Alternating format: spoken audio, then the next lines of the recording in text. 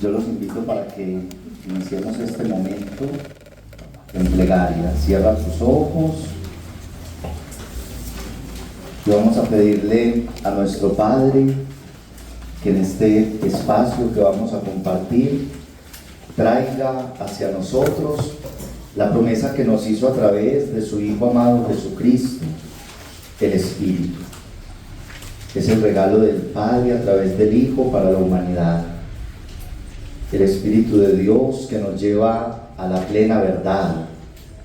El Espíritu de Dios que es el que nos genera la piedad, es decir, ese don maravilloso que nos permite la conexión con el Padre y el Hijo en oración. El Espíritu de Dios que es el que nos enseña a pedir lo que realmente necesitamos. San Pablo dice: ustedes no saben orar o no saben pedir, y viene el Espíritu en su auxilio, y Él con gemidos inenarrables hace que la plegaria humana se una de manera sublime al corazón de nuestro Padre Dios. Por eso invocamos esa presencia santa y misteriosa, esa presencia que hace que estos momentos tengan sentido. Espíritu de Dios que has impulsado la creación y que has impulsado también la vida de la Iglesia a lo largo de los siglos, yo suplico en esta tarde que desciendas a la mente y al corazón de cada uno de estos hijos. Espíritu de Dios, te suplico que me utilices como herramienta. Úsame para transmitir el mensaje a estas personas que van a escuchar en esta tarde. Tú conoces sus pensamientos, sus anhelos, sus procesos de fe. Dame el mensaje pertinente que ellos requieran en este momento. Espíritu Santo, fuente de luz, ilumínanos y santifícanos. Espíritu Santo, fuente de luz, ilumínanos y santifícanos. Espíritu Santo, fuente de luz, ilumínanos y santifícanos. En nombre del Padre, del Hijo, del Espíritu Santo. Amén. El Señor nos ha dicho en el Evangelio de San Juan, en el capítulo 15, hablando de la vid y de los sarmientos: sin mí no pueden hacer nada. Sin mí no pueden hacer nada. Y por eso cada momento que nosotros vivimos en la fe lo tenemos que vivir invocando primero la presencia de Dios. Este retiro con toda seguridad ha sido orado, ha sido preparado primero en diálogo con el Señor. Él luego ha trazado el itinerario de este encuentro y lo invocamos a Él para cada uno de los momentos vividos. Quiero primero saludarlos, me alegra verlos, contemplar rostros conocidos y otros nuevos. Hay algunos rostros que todavía no había visto, hay otros que ya son muy conociditos, hay otros rostricos nuevos, y eso es bueno, porque significa que ustedes están deseosos de Dios y entran a caminar en esta espiritualidad. Hago una anotación inicial antes de entrar en la meditación que quiero compartir con ustedes, y es: muchos de los sufrimientos que está padeciendo la humanidad hoy es por el vacío del amor del Padre. Hay muchos corazones rotos porque no han experimentado ese amor, porque tienen vacíos del amor paternal.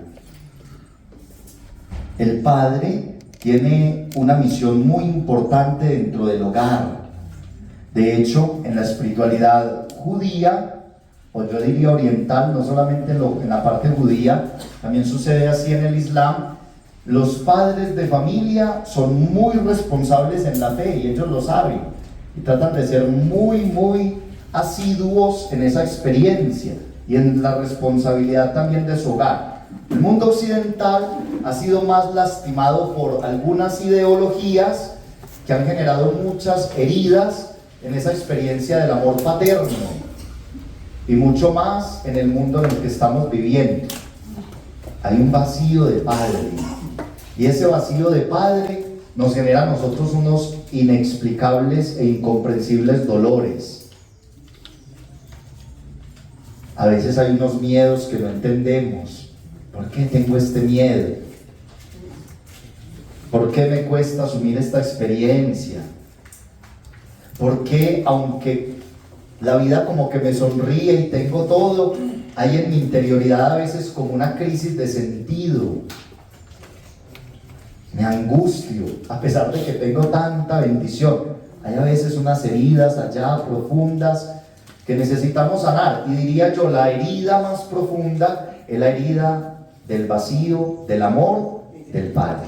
Del Padre. Normalmente en el enfoque del anuncio querigmático, ustedes saben que es el anuncio de salvación dado por la iglesia desde los primeros siglos, se inicia con esa meditación, la meditación del amor del Padre. Pero ustedes aquí no tienen la experiencia de una meditación, sino de una espiritualidad. Eso es diferente. Ese es un anuncio que se da como un punto de partida, como un itinerario, pero aquí es una espiritualidad. Y por algo el Señor les permite a ustedes vivir esta espiritualidad para comprender de manera permanente y progresiva que Dios es Padre, que Dios es Padre y ama. Pero aquí lo hacen a través de un proceso progresivo y permanente. Crecimiento que ustedes van teniendo en sus núcleos, sus encuentros, su oración, su camino de fe. Así que Dios les tiene aquí para que puedan participar de un amor que la humanidad de manera urgente requiere. Y si ustedes son los primeros en alimentar su corazón de ese amor paterno o en sanar las heridas de la relación paterna, pues contribuirán también como misioneros en la transmisión del amor del Padre. Quería iniciar con esa reflexión un poco para iluminar la espiritualidad que ustedes están viviendo. Ahora sí, empiezo a compartirles la meditación del día de hoy. El Papa Francisco normalmente cada año, o no solamente el Papa Francisco, los papas en general, cada año trazan como una temática para que vivamos como iglesia. Recuerdan que en algún momento el Papa Benedicto, por ejemplo, hizo un año de la Eucaristía, o hizo un año del sacerdocio, o hizo un año de San Pablo. El Papa Francisco trazó un año que era el año de la misericordia, por ejemplo, en el 2017. ¿Y este es el año de qué? De la oración. Por ahí algunos ya lo mencionó. Este es el año de la oración. Y el Papa Francisco ha insistido en la necesidad de la oración y tras un año de la oración, no sé, ha faltado tal vez un eco más fuerte sobre este tema, porque deberíamos de haber respondido con un coro aturdidor, porque todos los que estamos aquí somos católicos, ¿verdad? Y el Papa a la cabeza, y entonces lo que él traza como líder de nuestra iglesia, pues para nosotros es muy importante, y ha trazado un año de la oración. Por eso cuando hablaba con los organizadores del retiro, me decían: padre, ¿qué meditación quiere usted compartir? Y yo les dije: ¿por qué no nos unimos a lo que el Papa ha trazado para nosotros? Y pues lo vivimos en nuestro retiro, la oración, pero aterrizándola de manera concreta al enfoque y la espiritualidad de su carisma, que es la adoración al Padre, la adoración a Dios Padre. Entonces he querido ponerle como título a la meditación: la oración dirigida al Padre. Oración dirigida al Padre. Obviamente apoyándome en este tesoro. Miren el tesoro que estoy señalando, la Biblia. ¿Ustedes sabían que la Biblia es un tesoro? En este tesoro que nos ha otorgado el Señor. Y yo no soy el que la llame tesoro, porque algunos, ay, mira el Padre como quiere la Biblia y la llama de lindo, es que tesoro. No he sido yo el que he elegido ese nombre. Quienes fueron esta semana a misa recuerdan el Evangelio de San Mateo. El reino de los cielos se parece a un padre de familia que saca del tesoro lo antiguo y lo nuevo. Y la Biblia tiene, la primera parte, ¿cómo se llama? Antiguo, y la segunda, del tesoro, lo antiguo y lo nuevo. No lo he querido llamar yo así, sino que así lo ha querido revelar el Señor a través del Espíritu. La palabra de Dios es un tesoro. Es un tesoro, vale, impresionante.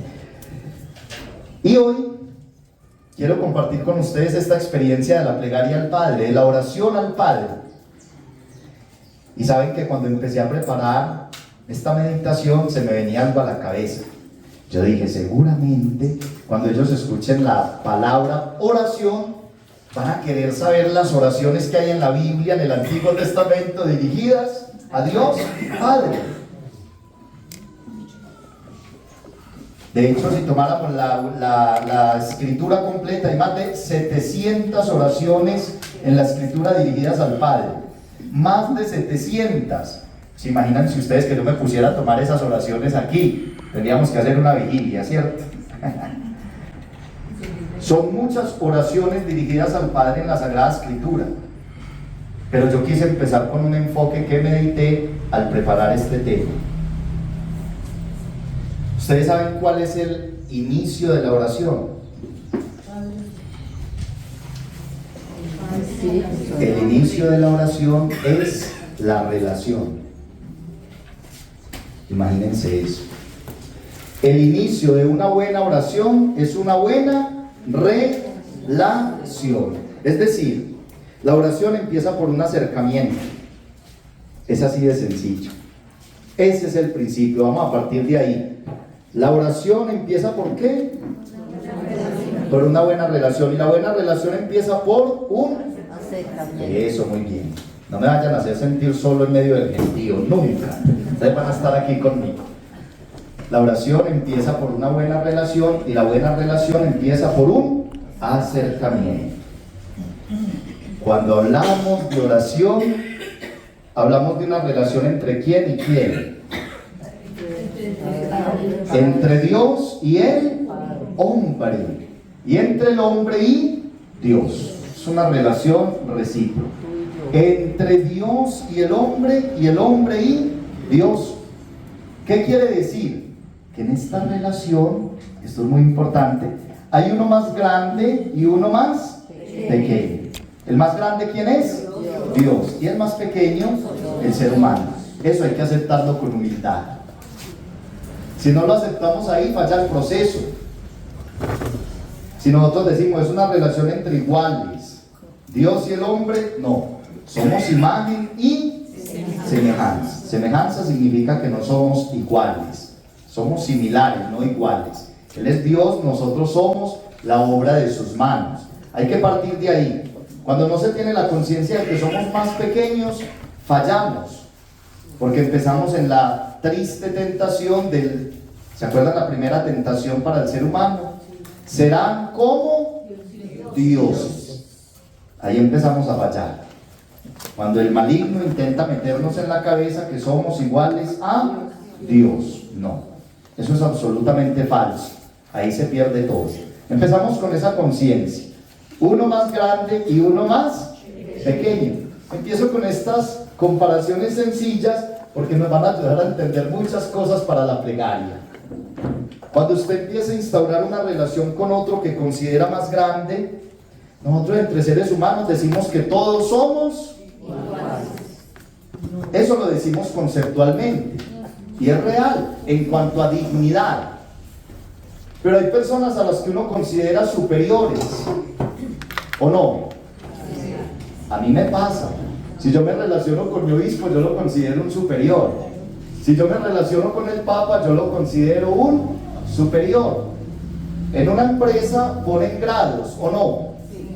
O en la empresa todo el mundo funciona igual. Son grados para el servicio, pero generan como una jerarquía. Hay alguien que dirige la empresa y a ese lo llaman gerente.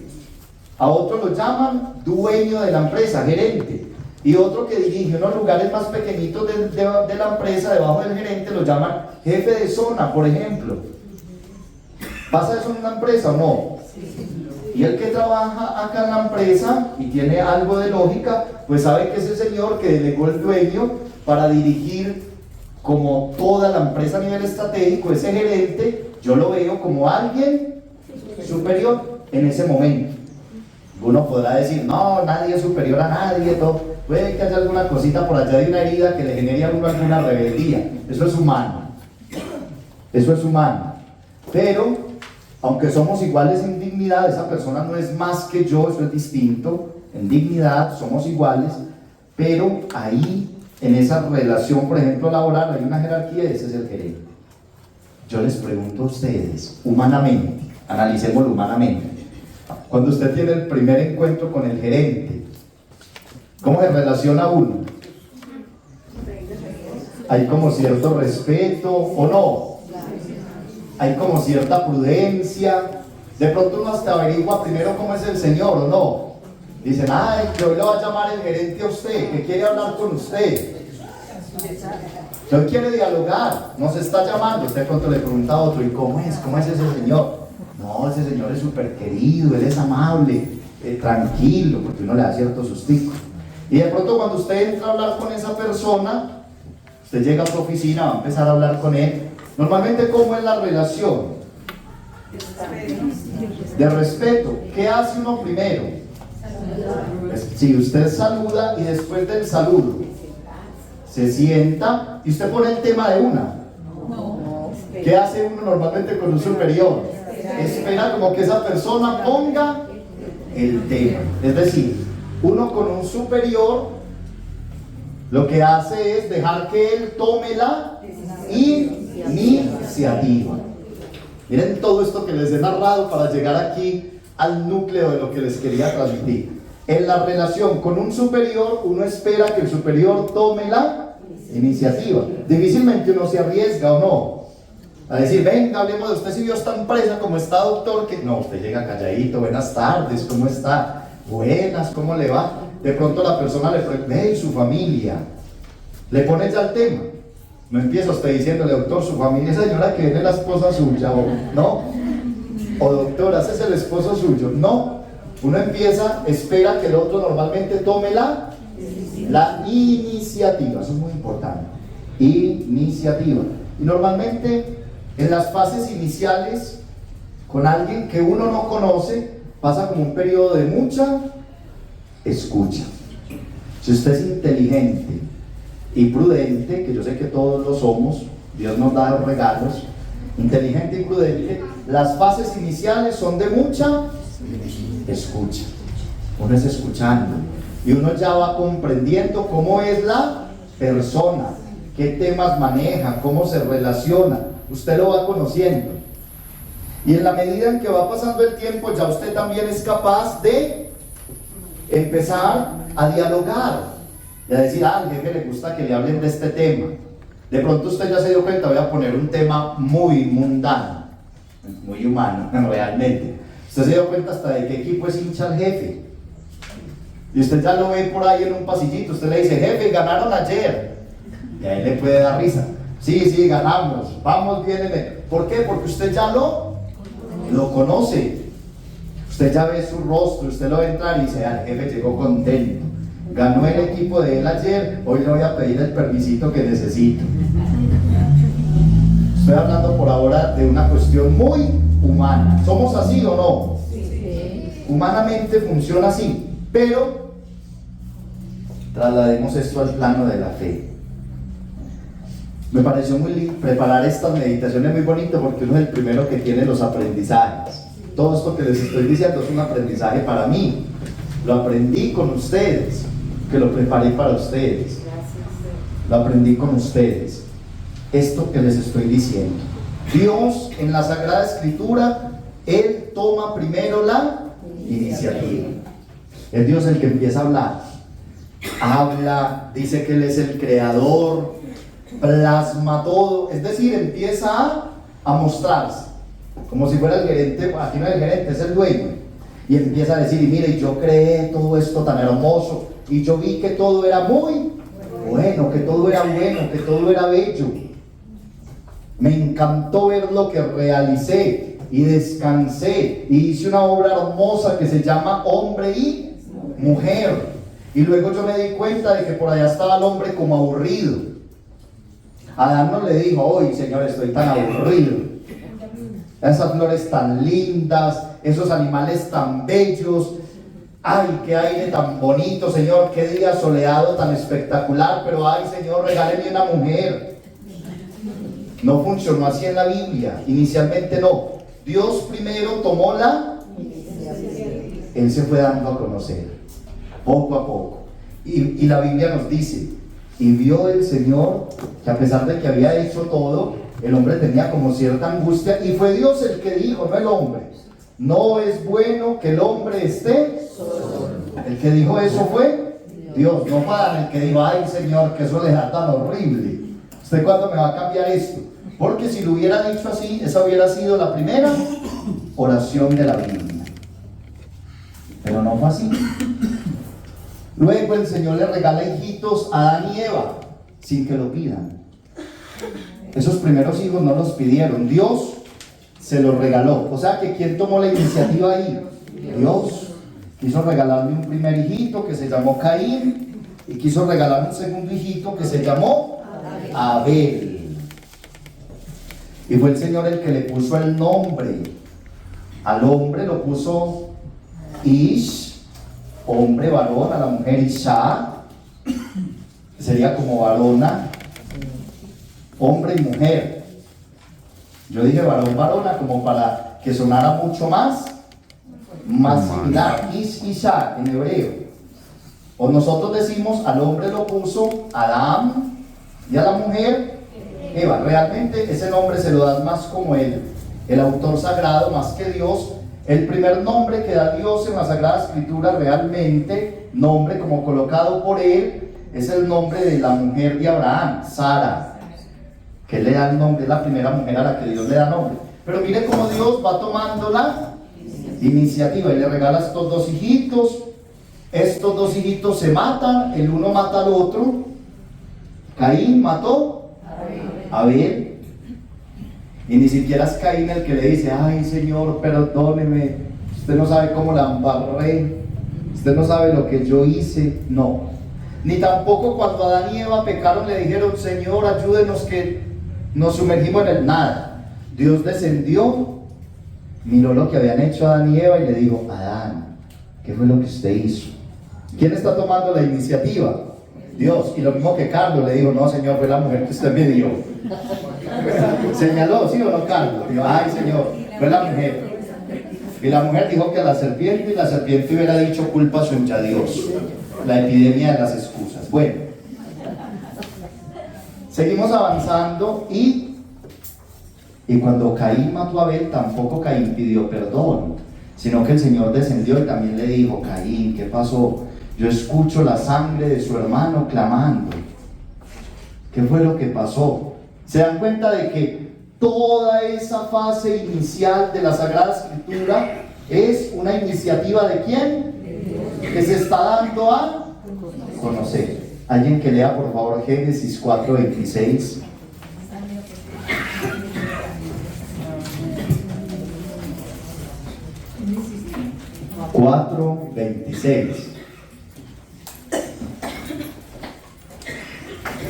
Pero en cuenta, levanta la mano y lee. Génesis 4:26. Sandra. Seth engendró también un hijo, al que puso el nombre de Enos.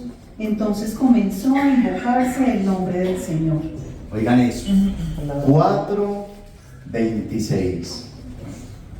Está hablando de Seth. ¿Quién es ese personaje? Seth. ¿Quiénes son? ¿Seguros? ¿De quién son hijitos? ¿Y estos hijos cómo nacieron o por qué nacieron? No aquí en este capítulo, ¿por qué nacieron? Estamos en el capítulo 4:26. Lean antecitos un poquito. Miren antecitos, para que el texto les dé las respuestas. Y ustedes den las respuestas desde la Sagrada Escritura bien juiciositos. Les voy a decir en dónde leen aquí de manera concretica. Vuelvan a leer desde el 25. 4:25. Ahí les da el contexto. Mire, Sandra les va a compartir desde el 25. Adán tuvo de nuevo relaciones con su mujer y ésta dio a luz a un hijo, a quien puso por nombre Seth. Porque Dios dijo que se ha dado otro descendiente en lugar de Abel, al que mató Caín. Entonces, ¿de quién es hijo Seth? Ustedes están diciendo que hijo de quién. Por eso mejor leer la escritura, no irnos del todo a memoria, porque la memoria a veces nos engaña, la palabra de Dios no. Este Seth es hijo de Adán y surgió después de que, ¿qué había sucedido? Después de que Caín mató a Abel. Y este Seth engendra también un hijo, y es la primera vez que se invoca el nombre del Señor. Es la primera vez que surge la oración en la Biblia realmente. La oración de un hombre a Dios. Pero también Noé, también tuvo a Seth, pero este Seth del 4:26 es el hijito de Adán, que es anterior, sí. Por eso yo quería que leyeran en este contexto, porque hay la tentación de confundirlos con los tres hijitos, Seth, Cam y Jafet. Eso. Este es Seth, el hijo de Adán. Cierto que no lo teníamos tan referenciado. Solo teníamos como hijo de Adán y Eva a Caín y le habíamos dejado a Seth por fuera. Ojo, porque este es el hijo que Dios le regaló después del fratricidio, del asesinato que un hermano cometió contra el otro. Sabemos que cuando un hermano mata al otro no se llama homicidio, sino fratricidio. Bueno, aquí Caín mató a Abel, Dios le perdona. Recuerden que algunos ven a Caín como el judío errante, como el hombre que va de un lugar al otro, pero al que el Señor le perdonó la vida. Miren que aquí tiene la oportunidad de seguir adelante este hombre perdonado. No porque hubiera pedido perdón, no lo hubiera invocado. Tenía miedo de morir. Sí, Señor, usted me expulsa del paraíso, yo me voy a morir. Pero no le dice, evítelo, no. Simplemente manifiesta su situación y Dios interviene. A usted nadie lo va a tocar. Pero aquí sí, de manera concreta nos dice la Sagrada Escritura que un hombre invoca el nombre del Señor. ¿Saben que me parece tan impresionante? Porque puede parecer un detalle mínimo, pero no lo es. La primera oración en la Escritura surge después de que hay un hombre perdonado. ¿No les parece eso muy impresionante? Después de que Dios realiza la primera experiencia de perdón. ¿Y quién fue que lo invocó? El hijo de Seth. En este contexto de Seth y Enos se hace la invocación por primera vez del nombre de Dios. Un hombre perdonado. ¿Por qué? Porque Caín no fue asesinado. Oigan, escuchen esto. Primero Dios tuvo que revelar que es creador. Primero Dios tuvo que revelar que es un Dios que actúa en medio de la historia, que no se desentiende. Hay por ahí algunos filósofos intelectuales muy inteligentes, pero que en la relación con Dios tenían una fallita. Hay uno francés, filósofo francés, le tocó esa experiencia de la Segunda Guerra Mundial, Jean-Paul Sartre, y él decía, es que yo no creo en Dios porque Él nos hizo pero nos tiró y nos dejó solos, arrojados. Y la Sagrada Escritura muestra todo lo contrario. Un Dios que todo el tiempo se interesa por el hombre.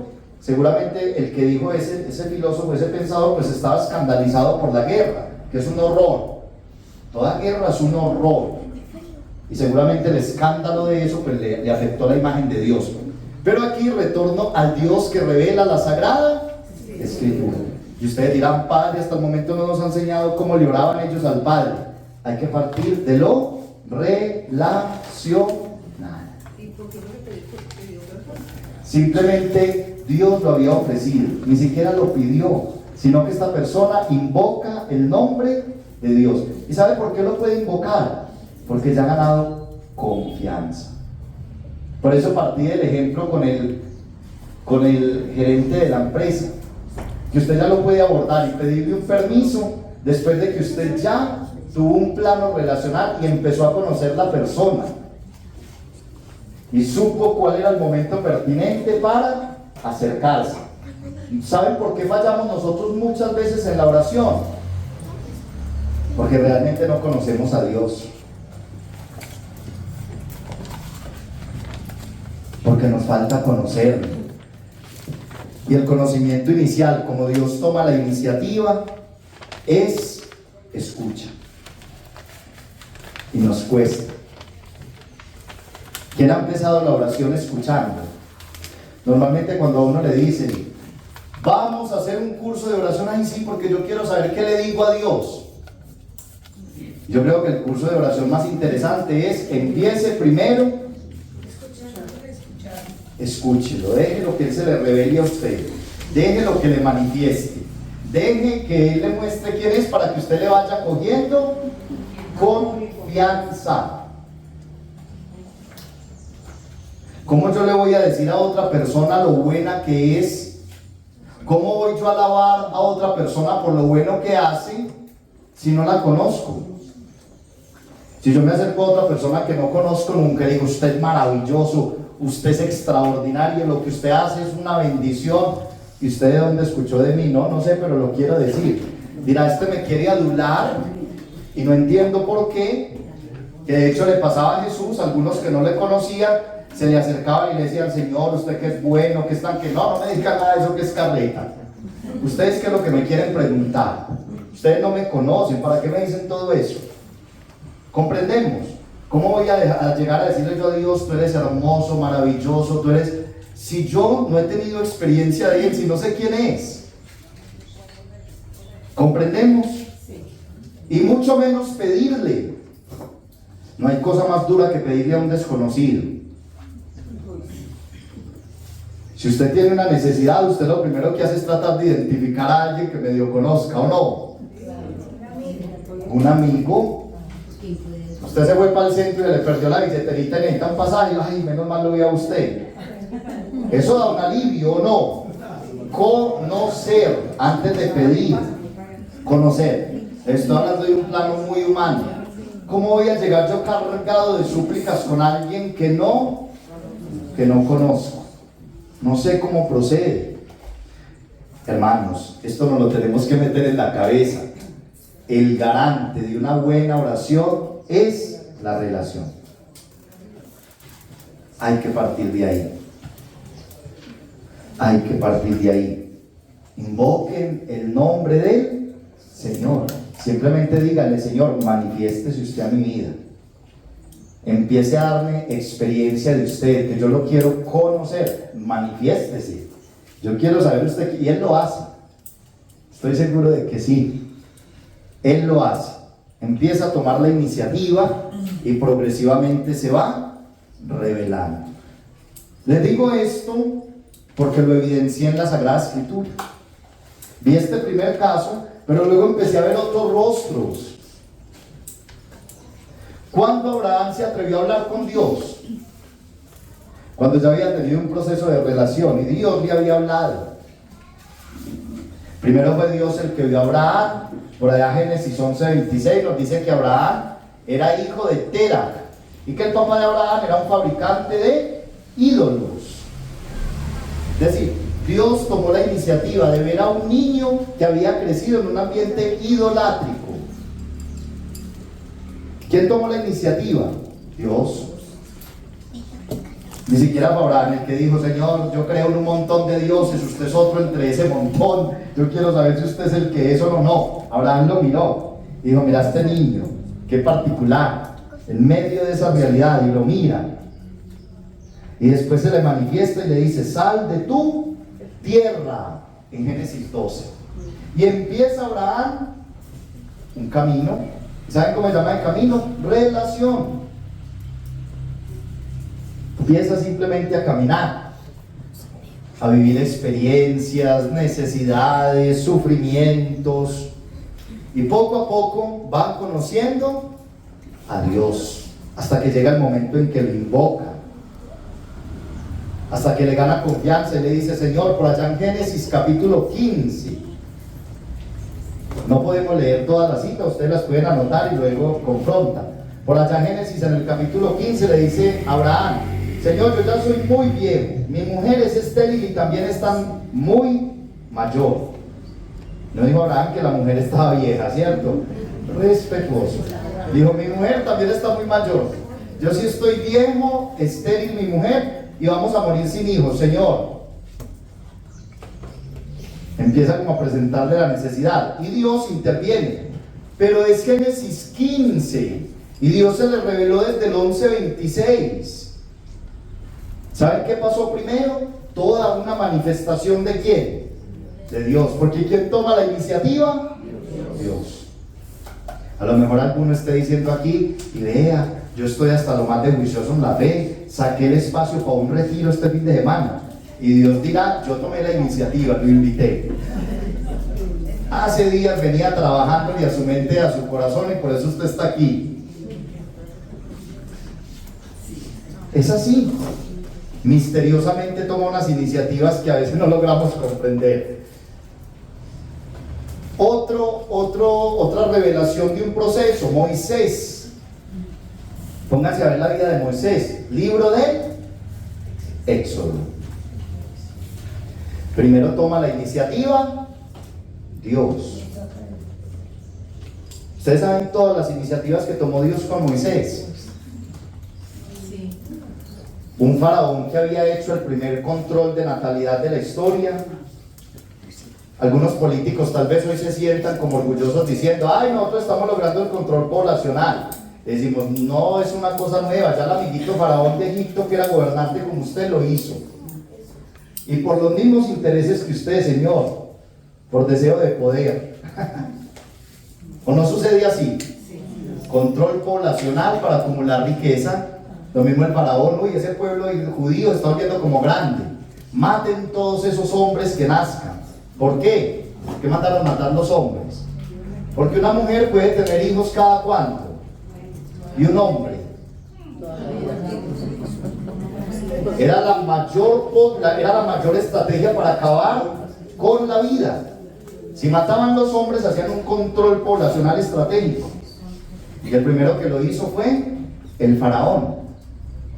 Maten todos esos niños hebreos porque los judíos están creciendo y son una amenaza para el imperio egipcio.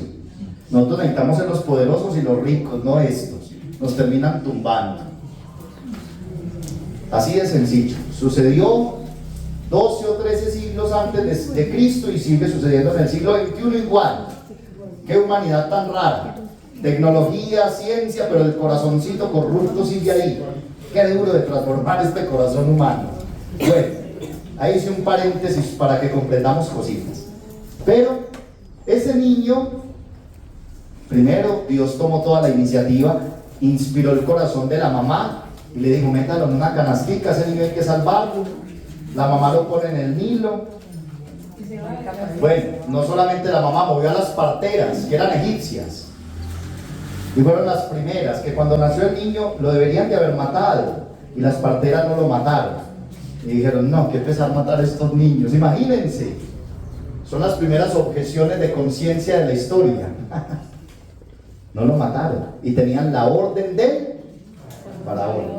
Fueron las primeras, lo defendieron las parteras. ¿Iniciativa de quién? De Dios.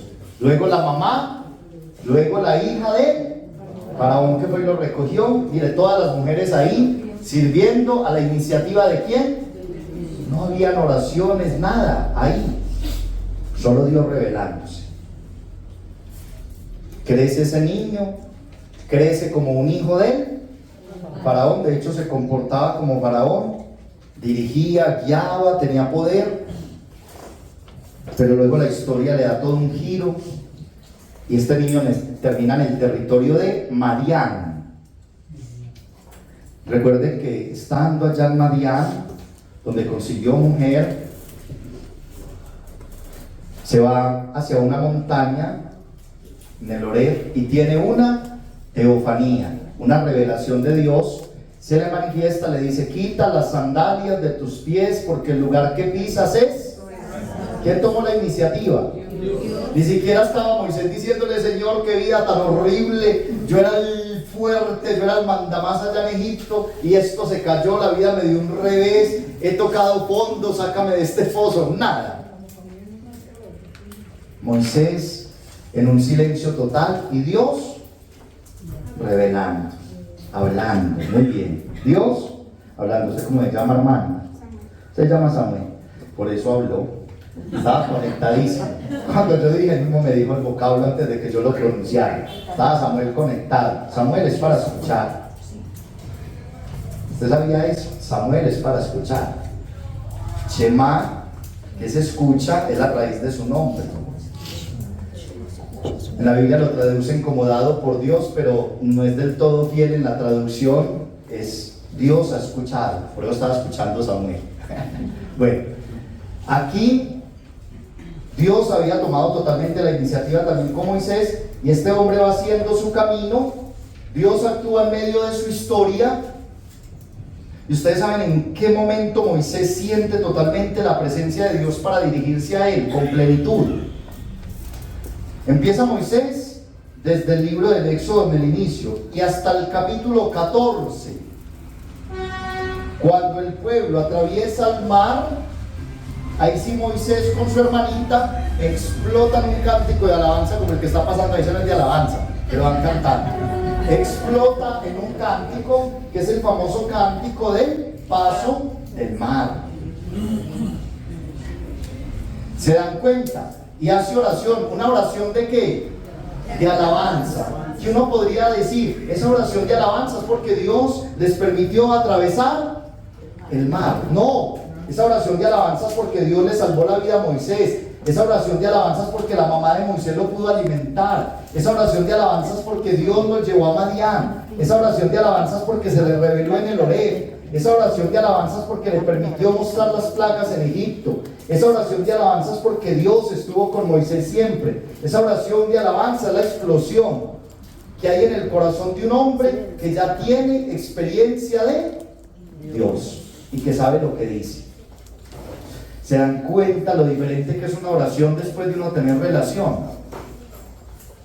No es lo mismo usted arrodillarse y empezar ahí a orar. Que de hecho muchas personas le dicen a uno, Padre, ¿qué será que yo empiezo a orar y yo me voy? Y yo me distraigo y yo me pierdo. ¿Saben por qué pasa? Porque a veces hemos orado, pero oramos, pero nos relacionamos poco.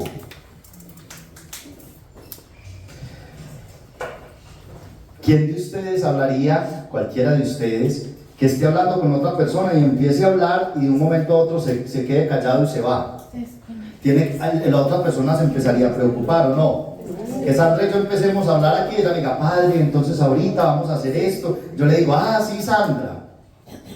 Y a los 3 o 4 minutos Sandra me dice, Padre, ¿qué pasó con usted? Estábamos hablando. Ella le diría a Carlos, Padre, Carlos, yo creo que al Padre le pasó algo. Hay que aconsejarle que pronto vaya al médico, porque me empezó a hablar y de un momento a otro el Padre tuvo como una laguna, se fue y después me dijo, sí, siguió hablando. Esto nos da risa a nivel humano, ¿verdad? Diríamos, esto tan gracioso. Y en la oración empieza usted a dialogarle a Dios, se va un rato y luego vuelve con y Dios dirá, este está enfermo, no sé qué le pasó, me invocó, yo me puse dispuesto para escucharlo. Y si uno invoca a Dios es para que Dios lo escuche, no. Y empiezo en el nombre del Padre, del Hijo, del Espíritu Santo. Señor, yo también. Y empezó el noticiero, o empezó su mente a viajar. Hasta puede estar todo, yo para orar apago todo y yo me quedo ahí, pero se va a la cabeza. ¿Saben qué pasa? Falta certeza de relación. Y usted sabe que ahí hay alguien que sí lo escucha. Cuando Abraham le dijo que le pidiera al hijo, Señor, es que yo estoy como mal y estoy viejo y mi mujer está entrada en años. Y dice, no, concentradito y sabía lo que estaba diciendo y ya lo había visto actuar y sabía dónde iba. Igual Moisés, cuando le hace el cántico de alabanza, recoge su historia, ya vio la mano de Dios, se le reveló en la zarza y sabe a quién le está hablando. ¿Comprendemos la situación? La oración al Padre se da de manera sublime cuando usted logra descubrir el rostro del Padre. Y saben, en la experiencia de la fe donde descubrimos el rostro del Padre, lo descubrimos primero en este tesoro, que es la Sagrada Por eso qué lindo disponernos primero para escuchar. Yo diría a alguien que esté empezando en un proceso de oración, yo le diría, lea mucho la escritura, para que lo vaya conociendo. Si alguien me dice a mi padre, yo apenas estoy empezando a orar, ¿yo qué hago? Y normalmente uno les empieza a dar fórmulas. Vea, reces esta oracioncita. Vea, haga esta otra. Como que tienen que hacer cosas. Qué bueno que usted primero le diga, empiece a leer la escritura y deje que Dios le vaya revelando su rostro. Conózcalo. Yo se lo quiero presentar primero. Se lo quiero presentar. Conózcalo y luego usted le va hablando. Mire cómo le hablaba a esa gente en la Biblia. Iba descubriendo uno esa confianza con la que le hablaban. Lo alababan por cosas reales. Uno a veces puede alabar sin sentir la alabanza. ¿Ustedes sabían eso? Sí. Usted puede alabar sin sentirla. Usted puede pedir hasta de manera mecánica. Yo le pedí eso ayer, lo pedí, ya siempre pido eso. Y no está sabiendo realmente lo que está haciendo. No recuerda usted realmente lo que él ha hecho y qué es lo que le quiere pedir ahí de manera concreta. ¿Comprendemos? Yo veo rostros con los que Dios primero hizo historia. La oración de David. Voy a otro personaje. No, voy a hacer un paréntesis chiquito. Qué pena que me salte allá, pero tengo que mencionar un escenario. Lo tenía en la cabeza y me lo salté, por aquí el Espíritu me dijo, pare.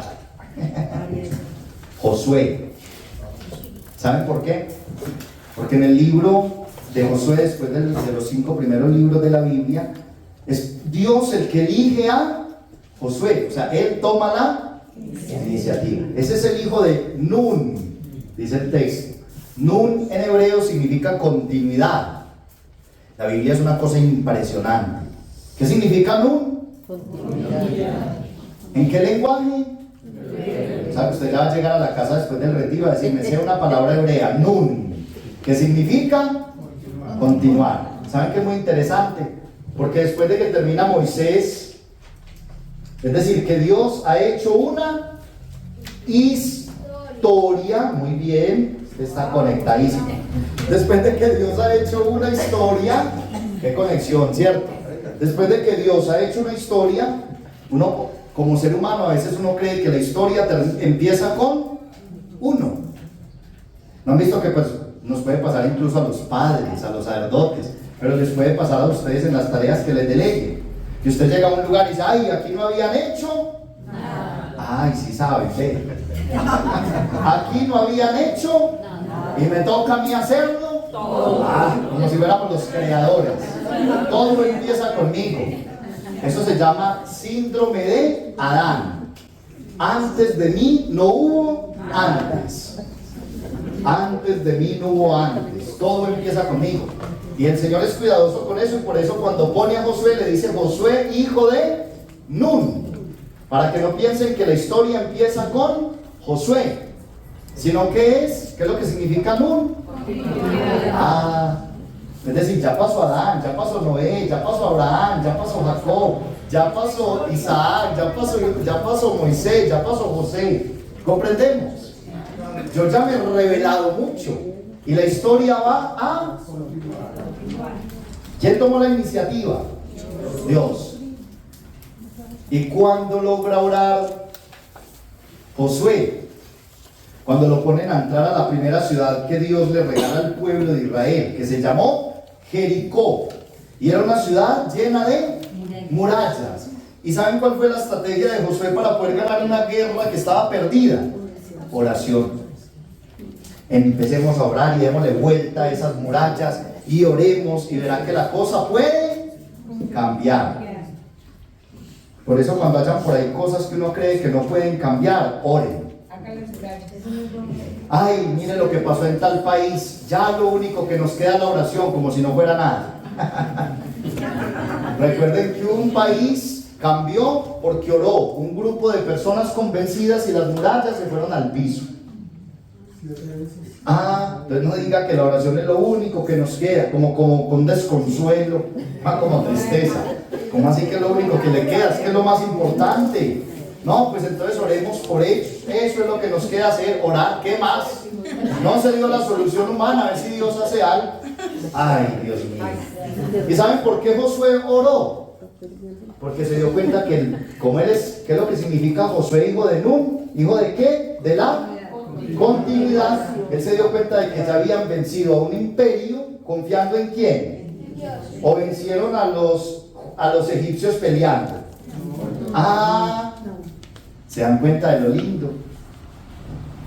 Empezamos a entrar en una relación bella con el Padre, también por lo que Él ha hecho en la historia de nuestros ¿sí ven? Porque Él teje la historia.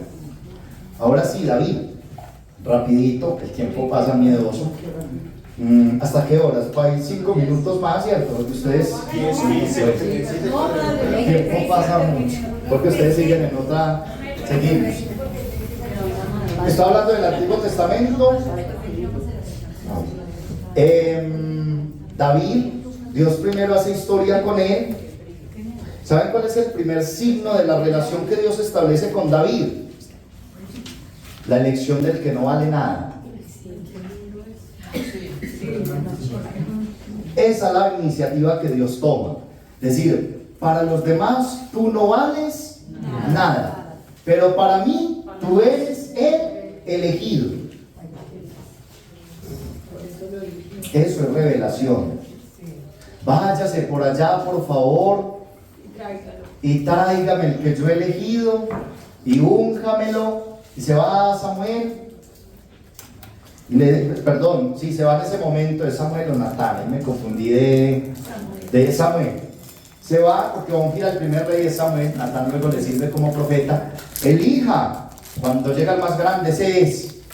No, los hombres miran las apariencias y yo miro él. Ustedes se imaginan lo que significó para el más chiquito de la casa, el que estaba por ahí cuidando un rebaño, que se le hubiera acercado un señor profeta que había crecido en el templo de Silo, como era Samuel, un personaje importantísimo en el mundo judío, y diga: niño, a usted fue el que eligió Dios. De hecho, yo no le voy a decir mentiras, porque usted a mí no me daba ninguna ilusión, ni a su papá tampoco. Lo va a hacer quedar mal a él también. Muy bien, le dijeron ni al papá. Pero a los ojos de Dios, David era el más valioso. Lo eligió. ¿Ya eso sería algo para David o no? ¿O estaría David por allá diciendo: Señor, elíjame a mí, es que yo soy el...? Nada. Dios tomó la... Y yo creo que por eso el amor de David por Dios era tan impresionante. Porque David aprendió desde el inicio que para Dios lo que no cuenta, que para Dios lo que no vale a los ojos del mundo, para Él importa. Yo creo que fue lo único que le dio el valor para, después de haber cometido incluso un homicidio. Es que el ser humano puede caer en cualquier cosa. El David, que era por ahí un pastorcito de una vereda, y cae en el homicidio. ¿A quién fue que mató? No directamente, a Goliat en un combate importante, pero Urias para quedarse con su mujer. Pero aún después de haber cometido ese pecado tan terrible, yo creo que David, tocando fondo, diría: yo sé que para Dios yo valgo. ¿Qué vale una persona que cae en desgracia para muchos? Nada. Se los digo yo, que me tocó acompañar varios días la cárcel de mujeres de Dos Quebradas. Muchas de ellas: padre, aquí no viene a visitarme nadie, y yo sé que no merezco que nadie me visite. O sea, lo asumían también. Padre, yo sé que yo cometí un delito, y pues ya que me va a querer ver mi familia, aquí nadie viene, padre, yo la embarré. O sea, lo decían de esa manera. Yo le decía: pero Dios vale, pero para Dios tú vales mucho. Y valía tanto esa mujer para Dios, que Jesús lo dijo: estuve en la cárcel y vinieron a verme. O sea, que a esa mujer Jesús le dice: yo estoy totalmente en ti. Comprendemos la óptica de Dios tan distinta. Después de que David vive esa iniciativa de un Dios que lo mira siendo insignificante y pequeñito, carece, se relaciona con Él y aprende a orarle, porque ya ha ganado confianza, porque ya sabe quién es Él. Hermanos, quiero mencionar otro personaje del Antiguo Testamento, el último. El rey Ezequías, Isaías 38. Yo les dejo estas citas para que de pronto después las lean ustedes. Lean Biblia para que descubran el rostro de Dios. Isaías 38. Se le acercó un profeta al rey y le dijo: usted se va a morir. Y el rey dice: ¿cómo así? Y dice: sí, el Señor me reveló y me dijo que le comunicara eso a usted. Pero ya Ezequías había tenido experiencia de Dios, porque él era uno de los descendientes del rey David. Primero, recoge todo lo que Dios ya le había revelado a sus antepasados. Y dos, Ezequías había tenido unas iniciativas en las que había visto de manera muy concreta la mano de Dios. Por eso cuando el profeta le dice que se va a morir, lo que hace el rey es orar. En aquellos días Ezequías cayó enfermo de muerte. El profeta Isaías, hijo de Amós, vino a decirle: esto dice el Señor, haz testamento porque te vas a morir, no vivirás. ¿Complicada la noticia o no? Yo no sé si de pronto ustedes, alguno de ustedes ha visitado a un enfermo y le diga así. Usted visita al enfermo y le diga: organice su vida porque usted esta no sale. Puede ser, es una revelación, es una cosa que suena muy fuerte, pero el profeta tenía que comunicar lo que Dios quería que le supiera. Habla desde la verdad. Nosotros humanamente somos prudenticos. Usted puede ver la persona ya en agonía y usted: no, espere, verá que mi Dios lo levanta, pero al cielo, ¿cierto? Usted no le acaba de explicar bien la cosa. Espere que mi Dios lo levanta, pero usted está pensando por dentro al cielo. Este no se alivia. Este no se alivia. Nosotros lo decimos de una manerita disimulada. Oiga lo que hizo Ezequías cuando le comunicaron esa palabra. Ezequías volvió su rostro a la pared y oró al Señor: ay, Señor, dígnate recordar que me he conducido en tu presencia con fidelidad, haciendo lo que tú consideras correcto. Y después empezó a llorar. El profeta Isaías le habla al Señor de esta situación que está sucediendo. Como el rey se pone a llorar, le dice: Señor, usted y yo hemos tenido relación, mire a ver aquí qué puede hacer. Es lo que le dice Ezequías, no más. Cuando le dan esa noticia no le dice nada más. No le dice: Señor, alíviame, póngame las manos, levánteme de esta y verá que yo ahora sí como rey. Nada. Solamente le dice: Señor, usted y yo hemos tenido relación. Seguir a la pared y empieza calladito, no más. No más. Isaías ahí le cuenta a Dios también. Le dice: Señor, ahí le dije al rey lo que usted le mandó decir, y empezó a llorar. Y el Señor le dice: dígale que yo escuché su plegaria y sus lágrimas. Qué lindo eso. Dígale que yo escuché sus plegarias y vi sus lágrimas. A veces no hay que decir mucho. A veces no hay que decir mucho. Es tener la certeza de lo que se dice, a quién se dice y por qué se dice. Cuando un hijo llega donde una mamá o donde un papá y le dice: mamá, papá, esto, y explota en llanto, ¿logrará eso conmover el corazón del padre o de la madre o no? Ahí mismo todos, y no tuvo que hablarle un poco de cosas. Ay, yo qué más le digo pues a Dios que no me... Si ya se lo dijo, tranquilo. Hay que aprender. Si ve que si hay relaciones distinto. Si yo ya sé quién es mi papá o mi mamá, no tengo que hacer más. Y el Señor le responde: está bien, te voy a dar 15 años más. Ustedes saben lo que son 15 años. Y vas a ir a la plaza y como signo de que sí te voy a dar 15 años, es decir, que esto es muy real, el reloj va a descender en las escalas. La manera de ellos medir el tiempo eran en unas escalinatas donde el sol daba la sombra. Y en la medida que ascendía la sombra del reloj, ellos medían el tiempo. Es como si el Señor nos dijera a nosotros: vaya, dígale que sí, que le voy a dar 15 años más, y que de hecho mire que volvió el calendario, estamos en el 2024, volvió entonces ¿a qué año? Mira estos matemáticos, como empiezan, los matemáticos del grupo, estamos en el 2024 y 15 años atrás.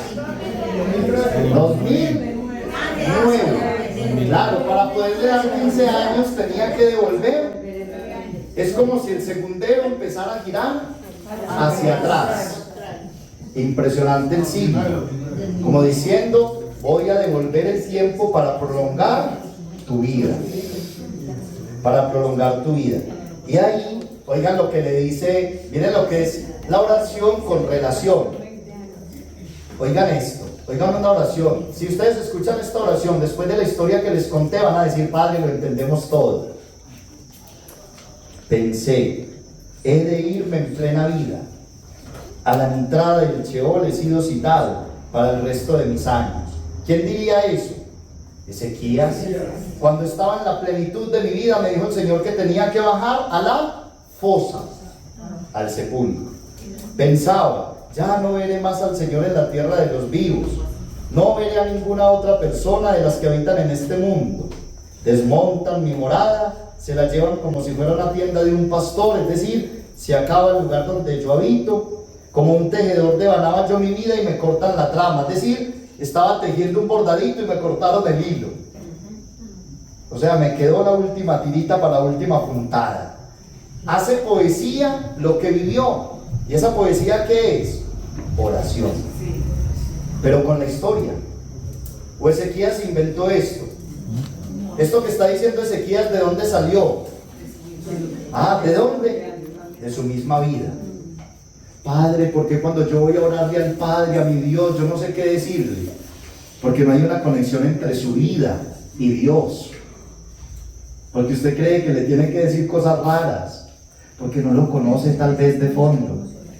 Porque cuando uno conoce, uno no dice yo qué tengo que decir. La primera vez que usted va a ir donde el gerente que no conoce, usted le pregunta a alguno qué le tengo que. Pero cuando ya pasaron 3 o 4 años, usted todavía sigue preguntando eso. No, yo ya conozco al jefe. O yo ya conozco a mi papá y a mí. Voy a ir a visitar hoy a mis padres. Yo tengo 39, voy a cumplir 40 años ya casi. Y si yo voy a ir a mi casa después de 40 años, yo no llamo a un hermano mío y le digo, voy para la casa, ¿qué le digo a mis papás? Entonces me diga, algo se golpeó raro esta mañana. Nunca preguntaba qué le pasó. ¿Comprenden? Porque yo no tengo que decir, no tengo que preguntar qué le digo a mis padres, porque los fluye espontáneo. Les abro mi vida y dejo que ellos me abran su vida, su corazón. La plenitud de esto llega en Jesucristo, que es el que viene del Padre, el que viene desde el Padre de la eternidad. Todos los que hemos visto hasta el momento oraron, pero después de un tiempo de relación. En cambio Jesús oraba después de una eternidad de relación. ¿Hay diferencia o no? Jesús en el Evangelio de San Juan dice, yo he venido del Padre. No lo estoy diciendo yo, lo dijo Jesús. Y por eso cuando Jesús oraba partiendo de una relación. Padre, yo te alabo porque has revelado estas cosas a la gente sencilla. ¿Y estaría hablando de la gente sencilla que veía ahí adelantico de él? No, de la gente sencilla a la que el Hijo había visto que el Padre le había revelado esas cosas durante toda la eternidad. Uno puede creer que los 4 sencillitos que estaban ahí delante de Jesús, no. ¿Se dan cuenta de la profundidad? Hermanos, se me fue la hora. Y les tracé simplemente un modelo. Yo quiero que hoy les quede claro algo. Primero, conozcan al Padre. Dejen que Él les revele. Dejen que Él tome la iniciativa y lo hace. Dejen que Él haga historia. Y después disfruten de la oración. Saboréenla. Gócense en la plegaria. Cuando la plegaria a uno todavía le cuesta es porque uno todavía no conoce bien a Dios. Se los digo así de sencillo. Porque cuando uno ama y conoce, ya el diálogo fluye y no pesa. ¿A quién le pesa dialogar con alguien que ama? Eso ya no pesa, uno lo disfruta. Esto es todo un itinerario, es un camino. Yo hablo aquí una perspectiva y a ustedes les queda un desafío. Si quieren aprender a orar, empiecen a escuchar. Si quieren aprender a orar, empiecen a escuchar. Vayamos a lo que continúa y seguimos este espacio que Dios nos regala para estar con Él. Gracias.